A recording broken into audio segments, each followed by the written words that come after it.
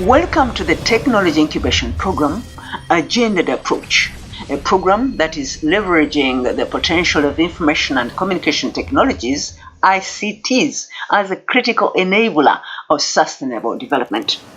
The purpose is to empower aspiring young entrepreneurs, predominantly females, to expand the reach of technology and to fulfill the transformative potential of the digital revolution in delivering more effective and efficient social services in Africa. The youth are considered to be Africa's greatest resource, constituting over 60% of her total population, but this resource remains largely untapped due to unemployment and underemployment. According to the Worldometer, Africa's population is expected to more than double from 331 million people today to over 830 million by the year 2050.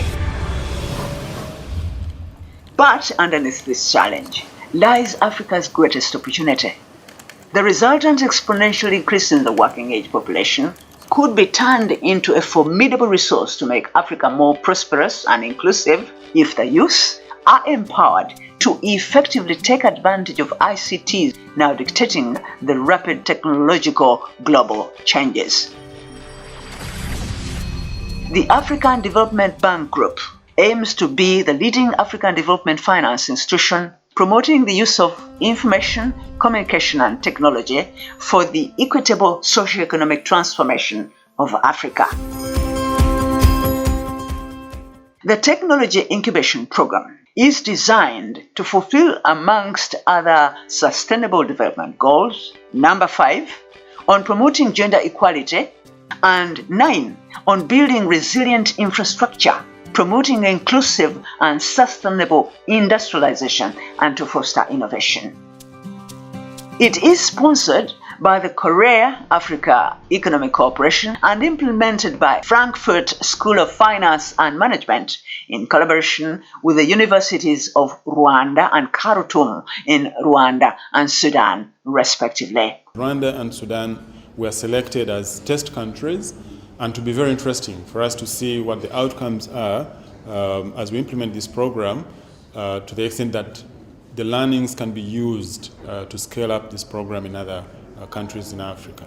The collaboration with universities is aimed at strengthening their capacity to groom graduates with a culture of experimentation, prototyping, and enterprise development through a structured incubation program. The Technology Incubation Program is an exciting technology-based competition designed to draw hundreds of brilliant youth to unleash their brain power to find solutions to the challenges faced by society using innovative digital information and communication technologies. The hackathons in Rwanda focused on 5 domain areas, which included smart agriculture, clean energy, financial inclusion, transport and logistics, and digitalization in general. The contenders were required to participate in teams to build an ICT idea and to transform it into a prototype in only 16 hours. The best 5 teams would then undergo a 6-month business incubation support and on top receive a fully paid up exposure visit to learn from other entrepreneurial ecosystems and the recent technological advancements. Thereafter, teams will continue to receive post-incubation support for 6 months to increase their chances of success in their entrepreneurial journey. A total of 150 youths were shortlisted to participate in the challenge. The contenders began the journey by attending the different Illumination Forums to shed light upon every hackathon challenge and to inspire them to come up with needed technological solutions and bring about change. While opening the Illumination Forums, Mrs. Fauzia Mwita emphasized the need to nurture the competence and talents of Africa's youth to be able to develop ICT technologies that suit the businesses, cultural, and social needs of the African continent. This forum presents a vibrant knowledge exchange platform whereby our leading private sector executives meet our talented aspiring youth to discuss how locally produced technology can tackle challenges in this dynamic sector.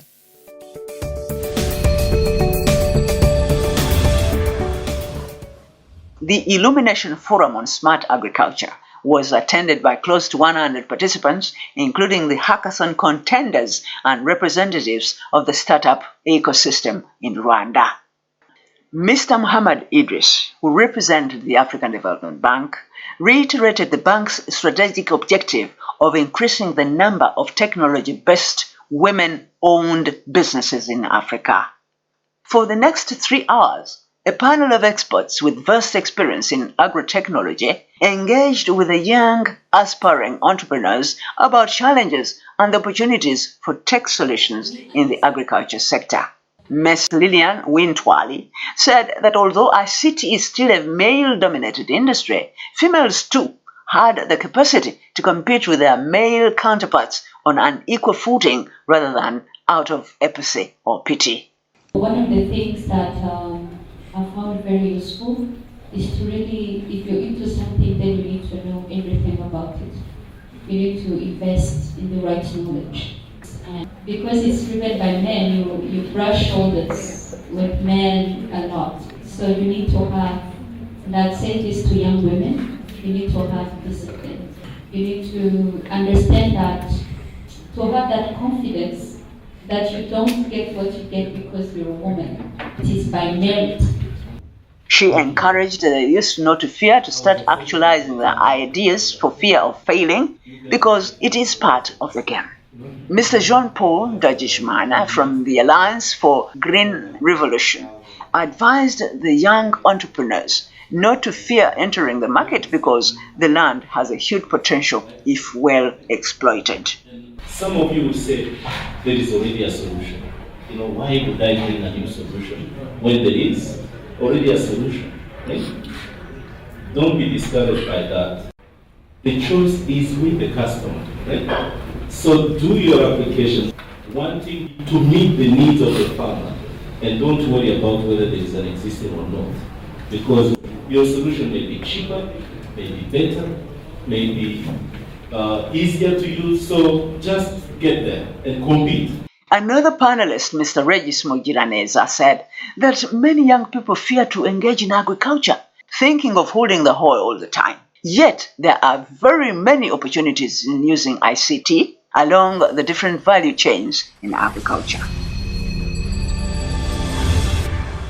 The second Illumination Forum elaborated the nexus between technology, transport, and logistics.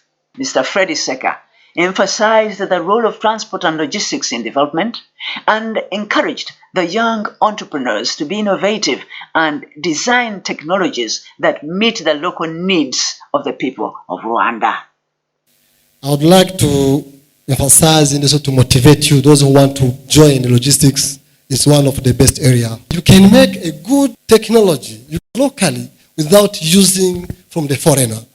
Mrs. Alain Wamahoro said that Yego Motors introduced meters and GPS in the cabs to increase transparency between the driver and the passenger. We did a market research and understood what a driver faces from when he leaves his house to when he goes back to the house. So the metering system we introduced helps them to understand what amount am I going to pay at the end of the trip that would actually be of benefit to the passenger and be a benefit to the driver. Mr. Eden Benimana, Chief Technology Officer at SC Group, on his part said that quality data is the cornerstone and mainstay for the success of any organization. For development to happen, the private sector has to take the lead, and data is so important in everything that we're talking about here. There's tracking data, there's data on just information. Put information out there so people know how your services work. Every decision that's made requires data. Mr. Linen Mpofizi, Chief Executive Officer at Osomite Lab, the technology behind Volkswagen's Move application, called upon the government to fast-track the completion of the data policy and to create the necessary awareness about it for the law to work. we need to collect a significant amount of data on users for also us to provide better services. Like, for example, how would you know where to dispatch your cars if you don't know where your users are based, right? I believe urban planners can need people's movements so that they can plan the city. So that sounds like a clear intention or a good intention, but what else are they going to use this for? Since the data policies are not also as clear as what kind of information we can share about that, we just prefer not to share any of it. The special presentation by Tony Shaika from Rwanda Air shed some light and opportunities for tech solutions in the aviation space. There are a lot of opportunities. We have cargo tracking, just like you need it for land-based transportation, you also need it for air-based transportation. If somebody loses a bag, they need to be able to track it. Another opportunity, he said, lay in designing innovative early warning systems that could save airlines colossal sums of money they lose when they move with booked but unused seats. Every single person who misses a flight makes the airline travel with an empty seat. So, we're thinking if you guys could come up with like an idea for a notification system that lets you know maybe 2 hours or 3 hours before your flight, then you have to catch it. And we also need people to be able to know which flights have been cancelled, which flights have been delayed. While officially opening the Illuminations Forum on Financial Inclusion and Clean Energy, Professor Dr. Emile Bienvenu from the University of Rwanda highlighted the importance of mentoring the young entrepreneurs. He pointed out the need to have very clear regulations to guide the development of robust and sustainable digital, financial, and energy solutions. Speaker after another discussed at length how digital information and communication technologies can expedite the realization of and access to financial inclusion and adoption of clean energy in Rwanda. They, however, advise the youth not to fear failing, but to have the right tools and mindset to overcome obstacles along their entrepreneurship journey. So if you're an innovator, you keep innovating. So when you innovate, you fail. From that failure, that's where you get a new idea to innovate. So you keep changing directions, but at the end, you find what you're expecting to find as a business. After another discussed at length how digital information and communication technologies can expedite the realization of and access to financial inclusion and adoption of clean energy in Rwanda. People will pay if you're answering a need. So understand that, and then with your ability to understand technology, then you build up on that. So use technology as an enabler. It shouldn't be the first thing you think about, the first thing you go to.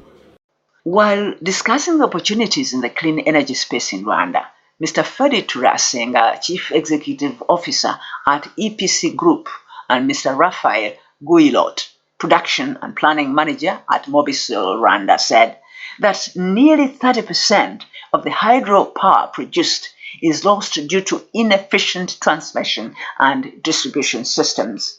So how an innovator of today could provide a solution to reduce the losses? Because in terms of money, it means a lot. If you go to REM today and you say, I've got a solution to reduce even 5% of your losses, before we leave the room, they'll say, let's sign a contract.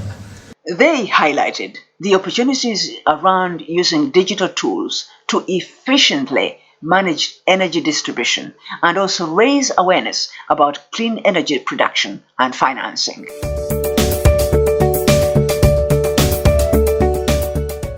The last Illuminations Forum highlighted the potential and challenges in the digitalization sector.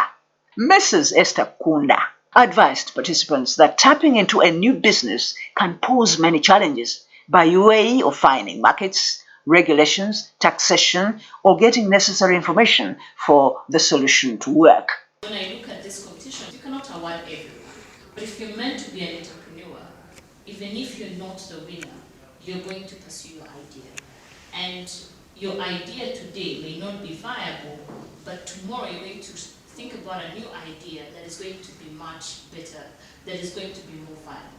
Mr. Norbert Kwizera, on his part, told the participants that although the digital age has simplified life so much that it can provide virtually everything anyone needs to know, they need to sift out what is important to their development goals and to validate its authenticity.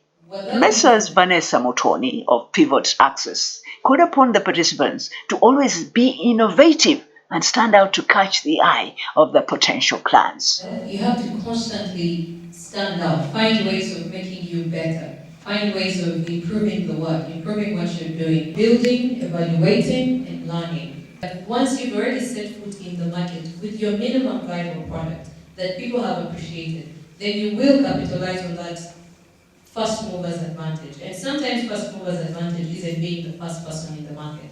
Sometimes it's being the one that addresses the solution the right way. Mr. Sebera said that digitalization is the kingpin in all the national and global development efforts, and that the government of Rwanda has started embracing the different digital tools to transform the lives of her people.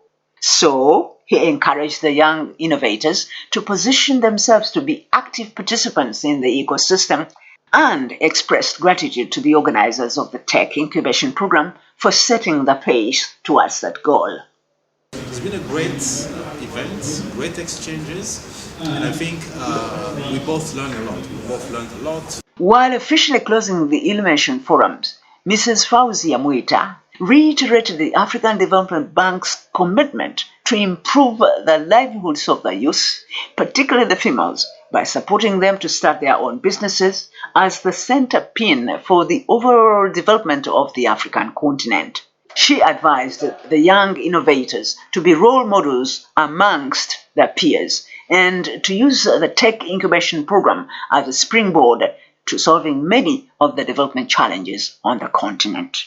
I would like to thank the Korean African Economic Cooperation for this partnership, Frankfurt School of Finance and Management for their tremendous efforts in ensuring the success of this program, University of Rwanda for its continuous advisory, and last but not least, I would like to thank our German partnership, WSH, for hosting the Illumination Forum. Thank you all.